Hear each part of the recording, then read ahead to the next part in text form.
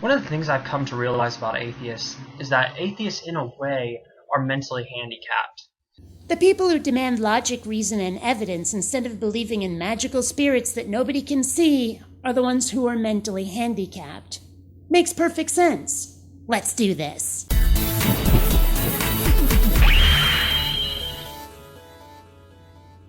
Greetings, fellow space travelers. BionicDance here. I don't think I have to introduce Christian Talour to you guys. Boy, do I ever wish he'd actually say his name so I know how to pronounce it. Regardless, he has a few things to say about the mental development of atheists. Have a look. One of the things that defines the human race is that there's a spiritual aspect to our existence. That does not define the human race. What it defines is humanity's historical lack of understanding of the natural world and tendency to plug those gaps with whatever seems plausible at the time. It's called the God of the Gaps argument. But have you ever noticed that the more science learns about the universe around us, the more ridiculous and thus the less relevant religious arguments seem to be? So, for example, we don't see animals going around, worshiping or doing some sort of rituals. 3 points. First, biologically speaking, humans most certainly are animals, so don't try to separate them out. Second, animals do, in fact, have rituals. From courtship and mating displays to even death rituals, animals are not exempt from this kind of behavior. And third, I'm pretty darn sure my kitty worships me. Now, the problem with atheists is that they did not develop the spiritual sense that people of a religious background naturally have. I prefer to think that we outgrew superstitious nonsense. And how do you explain people who were religious and then ended up atheists when they realized that religion is just a steaming pile with no evidence to prove its truth? And you can see this when atheists always argue that, well, the only way to know things is through science, is through your senses. Well, that's a very animalistic thing to say because animals experience the world through their senses, but humans have this different dimension where they can feel things spiritually. It's called imagination, and it's from where people get their inspiration to write fiction. And so it's very much explaining a spiritual relationship or a belief in God to an atheist is very much like talking to a toddler about, complex calculus. I mean, you can talk all day long to the toddler about complex calculus, but there's absolutely no way that the kid's going to understand what you're talking about. Telling atheists what we do or don't understand? To peddling. And this is such a common argument. Oh, you don't agree with me? Well, you must not have understood me, because that is the only way someone could not be 100% on board with what I'm saying. Except that I do understand you. I just don't think your case holds any water. And the reason isn't because the kid's dumb. It's not because the kid is, simply just doesn't want to believe it. But the kid is incapable of understanding what you're talking about. Just developmentally, they have not reached the capacity to grasp the concepts that you're talking about. And atheism is exactly the same way. I'm afraid I must reject your hypothesis. You see, religiosity is something that came early in human development, and atheism is the result of us outgrowing it. So atheists are not like toddlers. It's the other way around. They think if you can't touch something, if you can't hear something, then you can't know something. That's a peddling.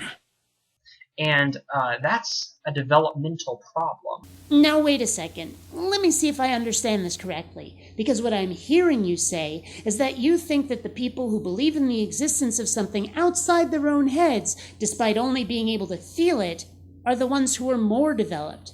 What, do you think you're frickin' Jedi over here? No, wait. Jedi could see real-world effects. They could make something rise with their hand like a rock or a droid. Show me someone who can do that with this religious belief. Until you do, I'm going to suspect that it's the people who aren't believing in their own imagination that are the more developed ones. I was listening to a debate between Blair Scott and Kyle Butt, and Blair Scott's a pretty prominent atheist, but he admitted that atheism is more common amongst people that have a certain defect in the brain. They had actually confirmed this with study. I really wish you'd posted your sources, because I'm afraid I'm going to have to call shenanigans on this one. You see, my Google foo is strong, And I was only able to find one article, one study that actually agreed with you, and it had been very, very debunked. But I was able to find studies that hadn't been debunked that say exactly the opposite. People who had had tumors removed from their brain, and subsequent brain damage as a result, suddenly became a lot more spiritual. They were able to reproduce spiritual experiences in the lab using things like electrodes and certain drugs, which may explain why people who take illegal drugs sometimes feel quite spiritual. But the only study I found that even came close to agreeing with you is saying that religious people have enlarged brains that protect against depression. That's it. So I'll post my links down below. I'm definitely going to have to say, you're wrong on this one. And so, a lot of times I argue with atheists. I think these people are just, sort of, stubborn, or they just don't. But I think there's a deeper issue, which I think a lot of them might be mentally handicapped. They might not understand or not be able to grasp or feel what normal religious human beings can feel. Dude, listen to yourself. No, I can't be wrong. I'm normal. You're all just brain-damaged mental toddlers. I'm sure it's very comforting to think that, but it doesn't change the fact that you have no evidence, no proof of your claims that a God exists. And in that way, we should really, have a lot of mercy on them, a lot of sympathy, because, if it is in fact a developmental problem, then, it's a shame that they can't experience, what the rest of humanity can experience. Golly gee whizzikers, I sure do appreciate your charity. But hey, if you want to make hasty comparisons calling us toddlers, I can make my own. You see, what I realized recently is that religious people are basically just Trekkies. You're God's fanboys, the kind who have taken their geekery a little too far. And that's me saying this, the one with the Rebel Alliance and Last Starfighter tattoos. So if I'm saying you've taken it too far, oh boy. Well, let's take those nuns and the priests and oh my gosh, the Pope. Those are just religious cosplayers engaging in some live-action role-playing. So, I'd be careful with those comparisons, kiddo, because we can do it to you too. Until next time, fellow space travelers, this is BionicDance saying don't run on automatic. Instead, please think.